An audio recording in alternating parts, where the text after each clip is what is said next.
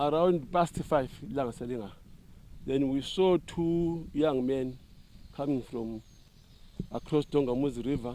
They passed here, and then I suspected something.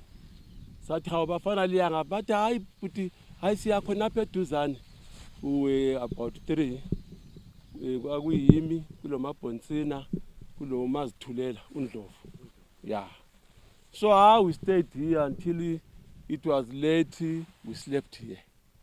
Yeah, then in the morning, Mandiweni, very early in the morning, a lot of I think I'm past 4. Why vele sebasilungile sesilungisela iti. So later on, I just heard the dog barking. Whoa, whoa, whoa! Nah, dog barking this time in the morning. What for? Then when I looked this direction, that's when I saw the Berkeley formation. It was long. Possibly it was even crossing the road. It was very long. But I didn't realize that this formation coming, already some deployment on this side. There was another deployment on this side. So which means my group, we were now into enemy's early formation. So I decided to retreat, but I realized, I said, no, these boys, they've got information. They cannot come in this type of Berkeley formation. Something might be happening elsewhere around us here. Then I started aiming. I think there was a big house here. The truth should be told as it is. I went in the corner of that big house. I kneeled there and made an aim to the white man who was in the center. And my first shot, then I realized that I gunned that first guy down. And now I started opening. You know, after some minutes, I realized, no, they will end up maybe launching their bazooka and hit this house. That's when I started shooting as if I was retreating, but shooting everywhere. You know, suddenly, I just jumped up and turned my back, my face to where? To my back side. And then I ran few steps and I fell down like this, as if I was listening something on the ground. And some noise came. I realized quick that no, there was something. I had to wake up. When I woke up,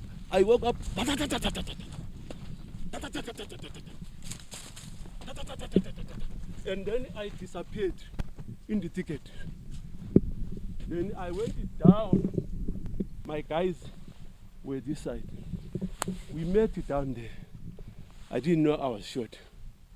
So one guy, Richard, he said, Commander, you have been shot by a machine gun. When I touched, I found there was a very big hole. Very big hole. And the hole here, nothing man's. I wanted to speak to say, Ngapi. I find out that there was mud in my mouth. Then when I touched my mouth, I felt there was something fleshy here. I touched my face, nothing wrong. Where does this flesh come from? That's when I moved like that. I didn't open my mouth. From here up to 3 eTongamuzi phezulu le esafika komthupha. That's where I was given water and a looking glass. Then I started opening my mouth. I realized my tongue was torn into almost 2 pieces. Then there was no alternative remedy. The only remedy I did was to take that piece and put it back in a better position, not even exactly. Kulimaleni lapho wadutshulwa ngezikhathi zelanga ekusendema kuba ngokusa. Wadutshulwa sibili, walimala kakhulu, abachaya amazinyo wonke la alimala aphuma. Ngamncedisa ngokuthi mina yimi engangilapha ekhaya, ngachaya ngaye St. Luke's, ngathola lo ntombazana angisamazi igama lakhe nguye untombazane owangincedisayo kakhulu nguye sahamba wayasazama ukuthi sikhiphe umgorilla lo amazinyo laye ngaye semhlupha. See injury yokuchawa lapha, as you can see the bullet weight it went through. It's just like there's nothing, but where it came out you can see this mark, and I lost 14 teeth, as you can see.